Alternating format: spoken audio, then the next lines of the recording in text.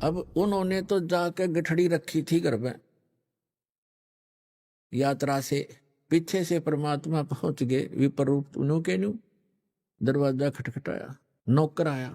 बोलो महात्मा जी क्या बात है? कि भाई सेठ जी से कहिए, सेठ जी से कहना मेरा एक दान स्वीकार करके आया था वो, और कहना वो ब्राह्मण अपना दान दक्षिणा लेने आया है, कृपा दे में फिर जाना है।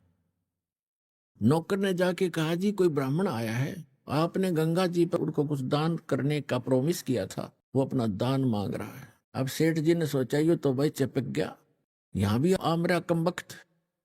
उसने क्या विचार ला कि आज इस यू यहाँ 1 टका मांगना आ गया, कल नहीं यू 2 टके मांगेगा, फिर यू 100 रुपए की ऐसे ही पीछे पड़ लेगा, इसने तो रास्ता मिल गया ये।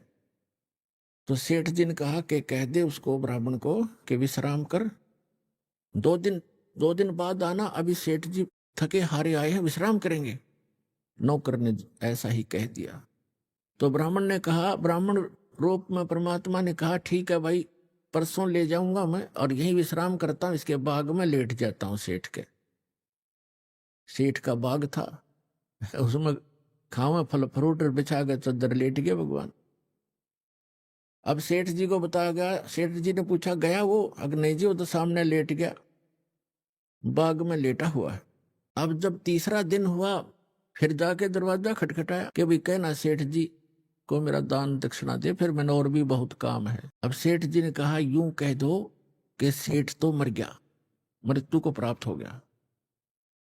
अब उसने जाके नौकर ने कह दिया जी हमारे सेठ जी की मृत्यु होगी ब्राह्मण, हम बहुत दुखी हैं, आप जाओ। तो ब्राह्मण वेशधारी परमात्मा कहते हैं भाई यूं कैसे जाऊं, मेरा यजमान मर गया, अब तो अंतिम संस्कार करवा के जाऊंगा मैं। अब उन्होंने कहा जी वो तो ऐसे ऐसे कह रहा। सेठ जी ने बोला अच्छा जंद पीछे पड़ाई तो ऐसे करो, मेरी लकड़ियां ढोना शुरू कर दो, लकड़ियां, उसको महसूस होगा कि सचमुच मर गया। और 10-20 जो नौकर थे 5-7 लग गए लकड़ियां उठा कर चलने। अब नगर का सेठ मर जा, सारा गांव इकट्ठा हो जाया कर नगर। इतनी भी ना सोचे मूर्खा ने। वो 3-4 जने लकड़ ढोए, फिर कहने लगा जी क्या करे, क्या हो गया? कि वो तो यहीं खड़ा है, कोई बात ना, अंतिम संस्कार हो लेगा तभी जाऊंगा।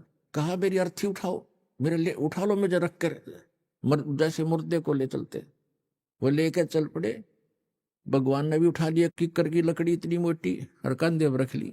चल भाई अपने सेठ को लकड़ी तो दे के ही जाऊंगा। अब चिता पे रख लिया, उन्हें ये तो कह दिया था अग्नि मत लगा देना कदे गलती कर दो। तो परमात्मा बोले भाई सेठ जी तू जीतता मैं आ रहा, रकम वक्त मरे तो मत, आत्महत्या तो ना करे 1 टके के पीछे, चल मैंने माफ कर दिया तेरा टका, मैं जा रहा हूं। बोला सचमुच? कहा सचमुच। तब उठा सेठ जी उस चिता परते, सारी लकड़ी उठवा ली, कहते सारी उठाओ वापस, इतना भी मत छोड़ना यहाँ पर। और पुण्यात्मा ये स्वाभाविक है, जब माया जिसके पास घनी हो जाती है यह ऊपर बैठ जाती है, और इतना कंजूस हो जाता है वो व्यक्ति, उसको कुछ भी आभास नहीं रहता, ऐसा नशा बन जाता है। अब सेठ जी ने सोचा बन गई बात, कटी टंटा गया और निकम्मा।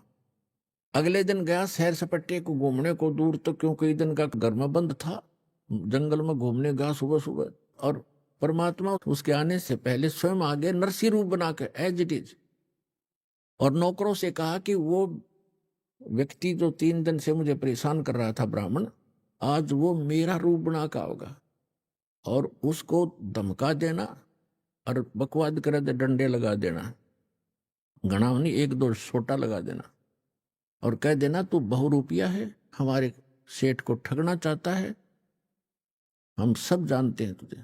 तो जो ही वो परमात्मा तो बैठ गए नरसी बन के गद्दी पे, नरसी आया सैर सपट्टे करता, नौकर खड़े थे चार, उन्हें पता था ये तो सचमुच आ गया। उन्हें कह रहा हो बहुरूपिया वही खड़ा हो जा, अंदर मत आ जाइए। और वो उनका नाम ले ले कहता है अरे करोड़ी मिले हैं, तो स्वामी को धमकाता है कि हमने सब पता, तू जैसा स्वामी है वहीं खड़ा हो जाना, तेरे डंडे मार देंगे, आज आदेश हो गया है। तूने बहुत दुखी कर लिया हमारा सेठ तो अंदर बैठा है। अब उसके पैरों तले की धरती खिसक गई। सेठ जी का आज तक कर दिया काम इसने, अब ये एक नहीं सुने मेरी।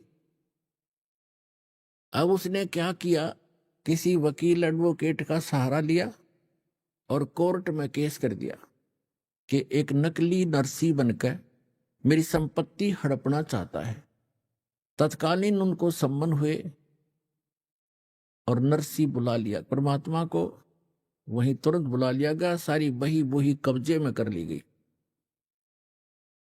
अब सामने गवाही हुई, जब जज ने पूछा कि भाई जो ओरिजिनल बतावा था अपने आप को, जो ओरिजिनल था, उससे पूछा कि इस बही में कोई ऐसा प्रमाण हमें बता जो हम इसमें वेरीफाई करें कि तू सचमुच नरसी है, मालिक है। उसने बता दिया, दो चार बातें याद थी, ऐसे ऐसे लड़की का विवाह किया था, उसमें इतना दान किया था, ऐसे लिखा है इसमें, एक समय ऐसा हुआ था। दो चार बातें याद थी, घनी नहीं थी। फिर वो दूसरे परमात्मा से पूछा कि भी बोलो आप। परमात्मा ने सारी बही सुना दी, ए से लेकर जेड तक। अब वो ओरिजिनल नरसी तो डुप्लीकेट सिद्ध कर दिया कोर्ट ने, और परमात्मा ओरिजिनल नरसी कर दिया। अब नरसी बैठ गया माथा पकड़ के जंगल में जाकर बड़ी में बाहर कि ये कौन से जन्म का दुश्मन था, मेरी सारी संपत्ति हड़प ली। फिर परमात्मा गए विपर रूप धारण करके, कहने लगे नरसी भक्त। उसने देखा कि हाँ बोल, ईब ईब के चावे तो मेरे थे, ईब के चावे। तो कहने लगा मैं आपसे ये चाहता हूं कि आप अपना जीवन सुधार लो। सुधार दिया जीवन, तने मेरी सारी संपत्ति हड़प ली। परमात्मा बोले कि संपत्ति पहले भी मेरी थी या तेरा भूल थी? काया अपनी है नहीं, ये माया कहां से हो। जब तेरा शरीर अपना नहीं है मूर्ख, इन चांदी के सिक्कों को तू अपना मान रहा है, तेरी बुद्धि भ्रष्ट होगी। और चरण कमल में ध्यान रखो भाई, इन दोनों को खो, इनको भूल जा। नंगा आया जगत में, नंगा ही तू जावे, बीच में ख्वाबी ख्याल है, ये मन माया भरमावे। वो पृथ्वी पति चकवे गए, जिनके चक्कर चलंत, रावण सरीखे कौन गिने भाई, ऐसे गए अनंत। अगम निगम को खोज ले, बुद्धि विवेक विचार, उदय अस्त का राज मिले तो बिन नाम बेगार। तो परमात्मा ने कहा कि तुझे एक शर्त पर तुम्हें दे सकता हूं वापस। क्या के शर्त है तेरी, बता। कि आप इसको दान कर दो, आपके लिए बहुत भयंकर सिद्ध हो जाएगी। आपने तो कोड इकट्ठा कर लिया, अरे संतान तेरे नहीं, एक बेटी थी उसकी शादी कर दी, अब भले आदमी क्या करेगा इसका। तेरी मृत्यु के बाद ये तेरे हकीकी बांटेंगे, ये चाचे ताऊआ के भाई, और तो बनेगा गधा। ऐसे धन वैसे नहीं जुड़ता, ये तेने 2 के 20 बना रखे। मैं तेरे हित में कह रहा हूं भाई। काफी देर सत्संग सुनाया, परमात्मा ने बुद्धि ठिकाना आ गई। कहने लगे परमात्मा के, जब तू इसको दान करेगा तो दूंगा ना, तेरे तो गईया, और दान करेगा तो तेरे पाप कटेंगे, कुछ सहारा मिलेगा तुझे। उसके बाद समझ में आएगी कि आप जो कहोगे मैं वही करूंगा। कहने लगे जाते, फिर वो आ गया वापस। अब नरसी का रोड़ा था, वो ओरिजिनल नरसी भेज दिया, जा भाई बांट दे। उसने उसी दिन भंडारे शुरू कर दिए, गरीबों में बांट दिए, साधु संत बुला लिए, यानी 56 करोड़ संपत्ति कति लुटा के, और बैठ गया बनी में एक झोपड़ी पाके। दोनों पति पत्नी, उसकी पत्नी तो बहुत धार्मिक थी, हर बात में साथ देती थी उसका। अब ठीक है पाप कटे, अपन क्या करना है, भक्ति कराएंगे बैठ के। रोज अटपट में रहता सारी रात, ऐसा अब लाइन जाओ था बैठा बैठा, ठीक हो गया, पाप कट गया। अब परमात्मा कैसी रजा बख्शते हैं, अब उसकी जो हुंडी चलती थी वो निर्धन हो गया, हुंडी कैंसिल कर दी गवर्नमेंट ने। और उस पहले उसका बहुत बोलबाला था, तो 4 भगत आगे, उन्होंने द्वारका जाना था। जैसे आजकल जाते हैं भ्रमित होकर के भगवान वहां रहा करते द्वारका में। द्वारका तो समुद्र में है, वैसे बाहर थोड़ा सा वैसे मंदिर बना रहे हैं अलग से, द्वारका तो खत्म हो ली थी, फिर भी वहां जाते हैं दर्शनार्थ श्रद्धालु। तो वो आए उस नगर में जहां नरसिंह रहता था, और उन्होंने पूछा कि भी नरसिंह जी का घर कौन सा है, महल कहाँ है, हमने हुंडी बनवानी है। तो लोगों ने मजाक कर दिया कि वो आजकल बाहर सन्यास ले रखा है उसने, और धनवान एक नंबर का है, सेठ है वो, लेकिन आजकल वो नखरे बहुत करता है, एक दो बार नाटेगा वो, तुमने मना करेगा हुंडी बनाने को, लेकिन तुम करड़ा सा होगे ना तब बनाएगा। वो पता करके वहां झोपड़ी में पहुंच गए जहां दोनों पति पत्नी बैठे थे नगर के बाहर। उन साधुओं ने, भक्तों ने कहा कि सेठ जी ये 500 रुपये पकड़, चांदी के, हमारी हुंडी बना दे द्वारका के किसी सेठ के नाम, जिसको आप जानते हो वो हुंडी वाला हो।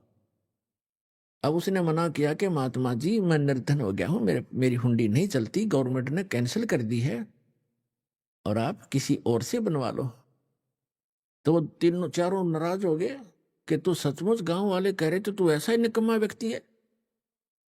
अब नरसिंह जी ने सोचा ये कोई अपशब्द कह देंगे, कोई श्राप दे देंगे, और लोगों ने मजाक बना रखा है मेरे साथ। अब मैं भगवान की तरफ चला हूं तो मैं ढेर हो गया है, और जब मेरे पास धन था, मैं ये सब मेरा आदर करते थे, लेकिन हमने अपने वचन पर रहना है। भगवान की ने जो कह दिया गुरुदेव ने, अब वो गुरु रूप में मानने लग गए उस विपर को। तो उन्होंने सोचा कि कुछ कह देंगे अटपट मेरे तय, कोई शराब स्वरूप ना दे दे, ये भ्रमित कर रखी है, अब मेरे कहने से मानेंगे नहीं। तो उसने कागज मंगा के, कागज लाओ, वो कागज ले आए गांव से, उस पर लिख दिया, क्योंकि श्री कृष्ण पुजारी था और सांवरिया का भगत था, सांवरिया भगवान का करें कृष्ण जी ने, उस पर लिख दिया सांवल साहा, सांवल सेठ, द्वारकापुरी, मैंने आपके 500 रुपये ले लिए हैं, इन श्रद्धालुओं को आप 500 रुपये दे दीजिए, मैं हुंडी बना रहा हूं, नरसिंह भगत, सेठ नहीं नरसिंह भगत लिख दिया। अब वो चारों के चारों पहुंच गए कागज लेकर के। सारी द्वारका में जो भी पता था कि हुंडी बनाने वाले सेठ हैं, उनके पास गए। उन्होंने कहा कि नरसिंह की हुंडी नहीं चलती, वो निर्धन हो गया है, दिवालिया हो गया है, वो कैंसिल होगी है। उसने सोचा ये वैसे बकवास कर रहा होगा। दूसरे के पास गए, तीसरे से वैसे दिखाया, तो सब ने कहा कि ये तो निर्धन व्यक्ति हो गया है, इसका दिवाला निकल गया है, आपके साथ धोखा कर दिया उसने।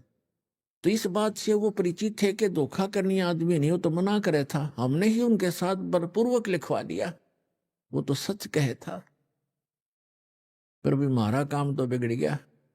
अब या घूमा फिरा हो कितने, खाना खूना खाते, या बड़ी बात बिगड़ी। पर उनको इतना विश्वास था कि हमारे पैसे सुरक्षित मिलेंगे, वो भगत एक नंबर का है, जाकर देगा वापस। तो ऐसा सारी द्वारका में घूम फिर कर वो बाहर चले गए। सबने यही बताया। बाहर समुद्र के किनारे बैठ गए एक साइड में वृक्ष के नीचे, और बहुत ही चिंतित थे। अब केवनी भाई, उधर से नरसिंह जी ने क्या किया, वो 500 रुपए का खाने पीने की सामग्री मंगा के, आज तो 5 लाख के करीब है वो 500 रुपए, और मंगवा कर सारा चावल, घी, दूध, खीर बना के, लड्डू जलेबी बना के उनका भंडारा कर दिया, साधु संत बुला के, रोटी राटी बना के। अब क्या हुआ कि नरसिंह जी ने देखा, भगवान से अर्ज लगाई, ध्यान मग्न हुए कि परमात्मा पहुंचे कि नहीं हुंडी लेकर साधुओं के पास। तो उन्हें क्या देखा, साधु ऐसे ही बैठे हैं, हुंडी पहुंचे नहीं भगवान, और बहुत पश्चाताप कर रहे हैं, दुखी हो रहे हैं। तब उसने, नरसिंह ने अपनी पत्नी से पूछा कि जो 500 रुपए थे साधुओं के, उसमें से जो सामान मंगाया था कुछ बचा है क्या घर पे। उसने बताया कि जो रोटी बनाने के लिए सूखा आटा अलग रखते हैं, हमारे यहाँ पलोथन कहते हैं उसको, पलोथन, और उसमें लोई को लगाकर फिर ऐसे रोटी बनाते थे, वो हाथ के ना चपता, आटा, इसलिए वो थोड़ा सा आटा सफेद रह गया था, तो उसको प्लोथन कहते हैं। नरसिंह की पत्नी ने देखा, उसने बताया कि ये थोड़ा सा आटा बचा है जो मैंने प्लोथन के लिए रखा था, रोटी पोते समय ऐसे हाथ लगाया करती थी। नरसिंह जी ने कहा कि इसका पानी का हाथ लगा के इन चारों की रोटी बना दे। उसने चारों रोटी बना के चूल्हे पे सेक साक के रख ली।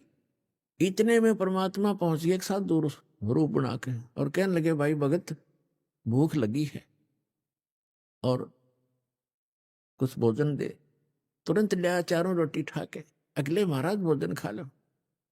अब वहां भोजन भोग लगाया भगवान ने, और वहां सांवल शाह नाम का एक सेठ बन के, और जैसे वो मारवाड़ी सेठ होते हैं ना, बड़ी बड़ा साफा दोहरी धोती, कान में कलम टांग रखी, पेन और काख में बही, और पहुंच गया वहां पर उन साधुओं के पास। और परमात्मा ने कहा कि अक्षमा करना महात्माओं, कुछ आने में देरी होगी मुझे, मैं सांवल शाह हूं, सांवरिया सेठ हूं, और नरसिंह जी ने जो हुंडी भेजी थी, आप मुझे वो कागज दो। वो कागज दिया और कहा, आ जाओ तुम्हें ये पैसे दूंगा। चांदी के सिक्के चला करते। वहां उस द्वारका के मेन बाजार में चौराहे पर कहा, यहां चद्दर बिछा लो। जो मजाक करे थे ना वो द्वारका के सेठ उस भगत की मजाक करे थे, भगत का खिल्ली उड़ा रहे थे, उनका मुंह बंद करने के लिए चौपड़ के उस द्वारका के बाजार के चौराहे पर कहा कि यहां चद्दर बिछाओ, और अपना पूरा बैग ले रहे भर के गठड़ी वह धर ली, और वहां करें, सुन ले भाई महात्माओं, 1 2 3 आवाज लगा लगा के गिने और खड़का करें, अक्सर चारों तरफ लग गए देखने, सेठ इकट्ठे हो गए। 500 रुपये गिन दिए चांदी के, कति काचे काचे नए नए, बिल्कुल जैसे आज ही बनकर आए हों। और कहा, भाई नरसिंह जी को कह दिया उसका दास हाजिर रहेगा, 1 करोड़ हुंडी दे दे, दास आगे खड़ा पाओगा।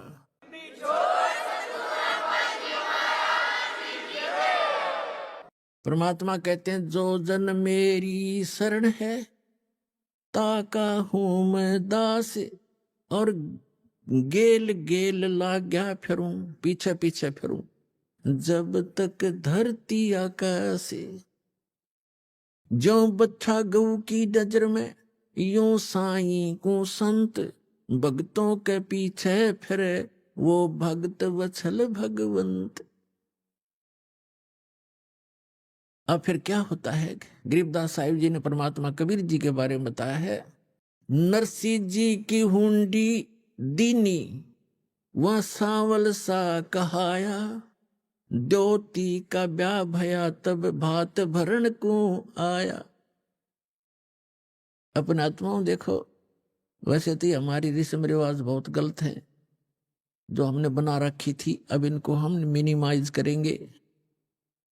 लेकिन सतयुग त्रेता द्वापर में परमात्मा ने कहा था कि बहुत ही कम हंस पार हो पाएंगे, और इस कलयुग में मैं धीरे धीरे जो समय फिक्स किया है, इसी के दौरान सबको पार करूंगा, और पार होने की विधि उन्होंने बताई है, वो दास आपको बताता रहेगा। लेकिन जैसे आपको दास बार बार बताता है कि ये काल भगवान जो यहाँ का प्रभु स्वामी है, किस ब्रह्मांड का, ये सरपुरुष है, इसको सरब्रह्म भी कहते हैं, इसको ब्रह्म भी कहने लग गए।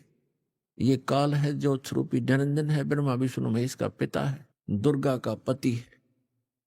ये चाहता है कि यहाँ के प्राणी परमात्मा से परिचित रहें, गलत साधनाएं करें, भगवान से इनकी आस्था हट जाए और ये नास्तिक हो जाए। जब ये नास्तिक हो जाएंगे तो सुनेंगे नहीं भगवान के लिए। और परमात्मा ने आना था 5500 वर्ष जब बीत जाएंगे, स्वयं ने आए तो दास भेज दिया वो ज्ञान कराने के लिए।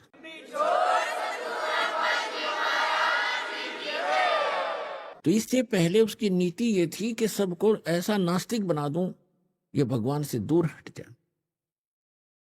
और परमात्मा ये चाहते हैं कि इनमें इस कलयुग की पिछली पीढ़ी तक परमात्मा की आस्था चाह बनी रहे। आज तक हम देखो नरसिंह जी जैसे महापुरुष के उदाहरण आज तक गुणगान करते आए, जितने भी प्रचारक थे, और जिस कारण से हमारी आस्था बनी रही कि भगवान ऐसा करता ही करता है। लेकिन ना उन प्रचारकों को कभी ऐसा हुआ, ना उनके उपासकों को कभी ऐसा हुआ, लेकिन उसके कारण हम डटे रहे कि भगवान ऐसा करता है, ऐसा हुआ है तभी तो गुणगान हो रहे हैं। अब क्या हुआ कि एक दिन उसकी लड़की ब्याह रखी थी, विवाह कर रखा था, उसका लड़की जवान होगी, उसका विवाह हुआ। उसके विवाह के लिए लड़की आ गई बात नौतन, यानी अपने पिता, ऐसे रिवाज बना रखी अपन ने, तो ये रिवाजें अच्छी नहीं है, फिर भी भगवान ने दुखी होना पड़ा, उसके लिए भी बहुत कुछ करना पड़ा। अब उसकी लड़की आई और पिता से कहा, पिताजी आपकी दोती का विवाह है, इस दिन बात है, आप आइएगा। तब उसने कहा कि मैं निर्धन कंगाल बेटी, ना मेरे पास दाम धन नहीं, पर आऊंगा बेटी मैं सुमरूंगा राम। जैसा भी कंगाल हूं मैं तेरे द्वार पर अवश्य आऊंगा। लड़की चली गई। लड़की जैसे वहां प्रतिफल में कुछ दिया करते हैं, बेटी जावे भात नोच कर, कुछ नहीं दिया। इसको देखकर उसकी सास, लड़की की सास ने बहुत कुछ उलाहने दिए, लड़की को बहुत बुरा भला कहा कि उसने नाश कर दिया, सारी संपत्ति लुटा दी, कंगाल होकर बैठ के हमारी बेइज्जती करवा दी, कदे कदे हमारी इज्जत से कर्मा थी। अब लड़की बोल रहा क्या, बेचारी सबर का घूंट आंसू में टपकाने लगी, बैठ गई एक तरफ जाकर।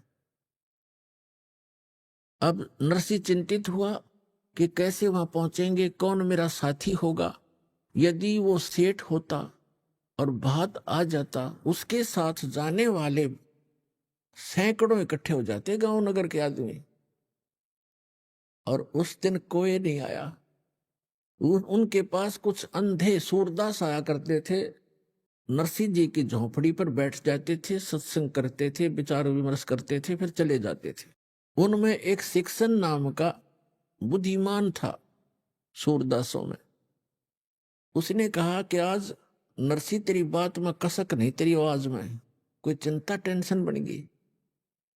उसने बताई कि ऐसे ऐसे लड़की आई थी और दोती का भात आ गया है और ये चिंता बन गई मैंने। शिक्षण सूरदास अंधे ने कहा कि भाई भगवान पर भरोसा रख, दिल ना तोड़े, हम चलेंगे तेरे साथ। ने बोला नगर का कोई साथ नहीं हो सकता। कहने लगे हम चलेंगे सारे के, वो 16 जने थे गिनती में। बोले हम चलेंगे तेरे साथ, चिंता ना करे, कोई बात नहीं, देखी जाएगी जो भगवान, उड़े इज्जत हो चाहे बेइज्जती, पर बेटी के द्वार पर खड़े जरूर होंगे चल के। तो वहां सफर करने के लिए पहले बैलगाड़ियां थी, अब बैलगाड़ी उसके पास नहीं, गांव से मांग कर लाया, किसी ने बैल ऐसा दे दिया। मांगी वस्तुधारी ऐसे देते थे जो घर से रिजेक्टेड सी हो, किसी से एक बैल मांग गया, किसी से दूसरा, उन्होंने ऐसे दे दिए काम चलाऊ से, निकम्मे से बैल। और बैलगाड़ी थी खराब सी, वह कह दी ले जा सेठिया। अब सेठ ने वही बैल दोनों जोड़ के वह गाड़ी ले ली, बैलगाड़ी। 16 सूरदास उसमें बैठ के, वह उसके मित्र। अब गाड़ी चले नहीं, क्योंकि ना तो बैल ढंग से चले, ना उसने चलाने आवे, ड्राइवर कदे रहा नहीं बैलों का, और गाड़ी ऐसे लचर पचर करती हुई चल रही है धीरे धीरे। अब उस स्पीड से वो 10 दिन भी नहीं पहुंच सकते थे, और विवाह था तीसरे दिन। अब वो श्री कृष्ण के पुजारी थे, सूरदास भी, और साथ में नरसिंह जी भी श्री कृष्ण जी की अर्ध लगाते जा रहे थे। वो परमात्मा स्वयं आगे एक कारीगर का रूप बना के और उनसे कहने लगे कि भाई नरसिंह सेठ, मैंने भी उस गांव में जाना है, जिस गांव में उन्होंने जाना था उससे एक गांव पहले का नाम बता दिया नरसिंह जी का, और कहने लगे मुझे भी बैठा दो अपनी गाड़ी में, साथ में भी चल पड़ता हूं। नरसिंह जी कहने लगे बैठ ले बेशक गाड़ी में, पर लगता है ये रास्ते में रह जाएगी, ये बहुत खराब है, करने वही पड़ी है। तो उसने कहा कि मैं मिस्त्री हूं, आप एक बार नीचे उतरो और मैं इसको ठीक ठाक कर लेता हूं, फिर चलाएंगे। नरसिंह जी ने कहा कि देखो मेरे पास पैसा नहीं है किराए कुछ देने को, मैं तो भगवान के शब्द सुना दूंगा तुझे। तो कारीगर रूप में भगवान बोले कोई बात ना, मैं कुछ नहीं लूंगा आपसे, मैं आपके साथ बैठकर भी तो चलूंगा। अच्छा फिर ठीक है। तो पुण्यात्माओं, ये जितने आज तक प्रचारक हुए उन्होंने श्री कृष्ण जी को सुप्रीम पावर मान के और नरसिंह जी को उसका भगत जान के उनका एक महिमा का शब्द बना रखा है, वो सुनाता हूं आपको। लेकिन सच्चाई जो है वो दास साहब को बताएगा। अब उन्होंने कैसे बताया है, अपनी देसी लैंग्वेज में, हरियाणवी लैंग्वेज में बना रखा है। गाड़ी आले मने बैठा ले, एक बहो गाड़ी थो भाई मैं हार लिया। गाड़ी आले मने बैठा ले, एक बहो गाड़ी थो भाई मैं हार लिया। अब परमात्मा खड़े हैं, एक कारीगर के रूप में, सारे इंस्ट्रूमेंट औजार ले रखे, उपकरण, आरी भी, ऐसे काटने पीटने की बसोली सारे ले रखे हैं। और क्या कहते हैं, गाड़ी आले मने बैठा ले, एक बहो गाड़ी थाम भाई मैं हार लिया। नरसी जी जब न्यो बोले, या गाड़ी मेरी पुरानी है,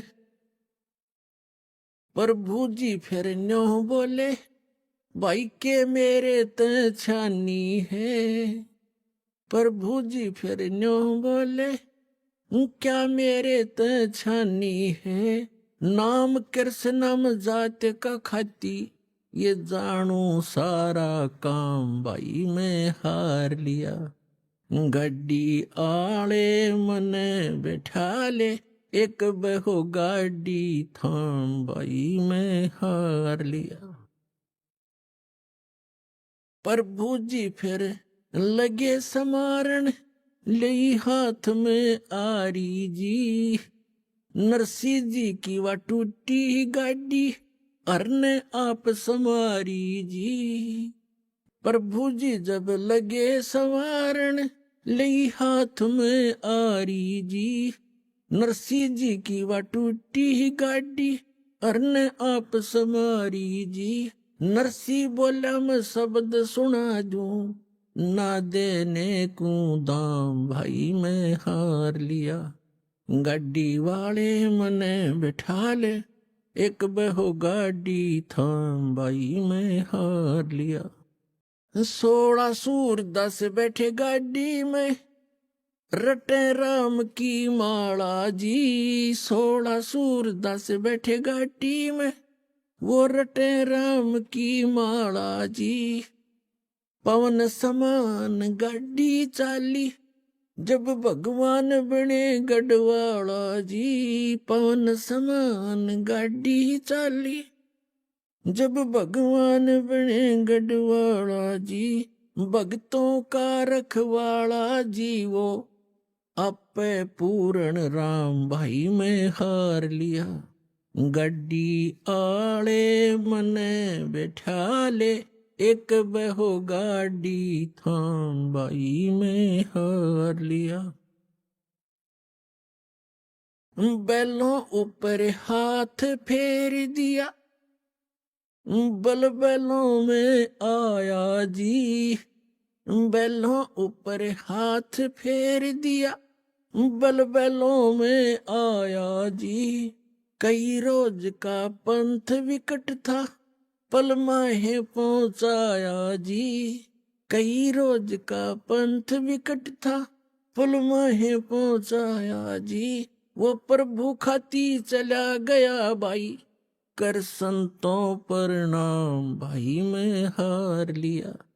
गाड़ी आले मने बिठा ले, एक बहो गाड़ी थाम भाई मैं हार लिया। कृष्ण तो रथवान बने, ये कबीर बने रखवाला जी। कृष्ण तो रथवान बने, कबीर बने रखवाला जी। जो सतगुरु के शरणा आगे, वो भगत जीत गए पाला जी। जो सतगुरु की शरणा आगे, वो भगत जीत गए पाला जी। संत करे नहीं टाला जी, परमेश्वर करे नहीं टाला जी। वो सारे सबके काम भाई मैं हार लिया। गाड़ी आले मने बैठा ले, एक बहु गाड़ी थाम भाई में हार लिया। अपना तो इन कथाओं से हमने शिक्षा लेनी है, क्योंकि पहले तो हम बालक थे। हमने कोई कह देता कि ये आसमान बहुत निकट था, दादी अम्मा ने एक सितारा तोड़कर और ऐसे ऐसे कर दिया इसलिए दूर भाग गया, तो हम सारी मान लेते थे ऐसे होगा। अब हम ये बातें नहीं सुनेंगे किसी की कि श्री कृष्ण जी ने ऐसा कर दिया, फलाने ने ऐसा कर दिया।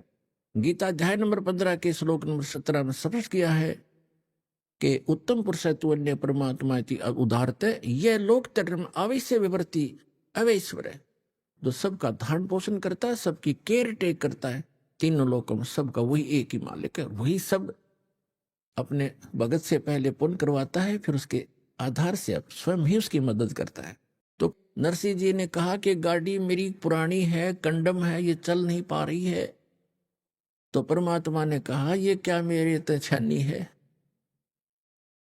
अब तेरा दुख क्या मुझसे छुपा है, मुझे क्या बताना चाह रहा भक्त मुझे पता है, इसलिए मैं आया हूं। तो पुण्यात्माओं, जब हम भगवान पर आश्रित होंगे, पर हमारा इतनी हिम्मत रही कोई ना कि हम यहां तक सेक्रीफाइस कर सके, पर परमात्मा ने दूसरा तरीका अपना दिया कि तुम अपना लगे रहो, एक दिन अवश्य होगा। अब जैसे विश्वास करने के दो तरीके होते हैं, एक तो यूं मान ले कि जो सामने वाला कह रहा है यह बात सच्ची होगी, और नहीं फिर उसके बताए अनुसार कुछ करके प्रैक्टिकल देख ले तो वो भी बात फिर वह सच्चाई तो ऊपर आएगी। जैसे एक किसान था और एक सेठ के पास अपनी फसल बेचकर आता था मंडी में, और उसका आड़ती था पक्का और नहीं जाता था कहीं पर।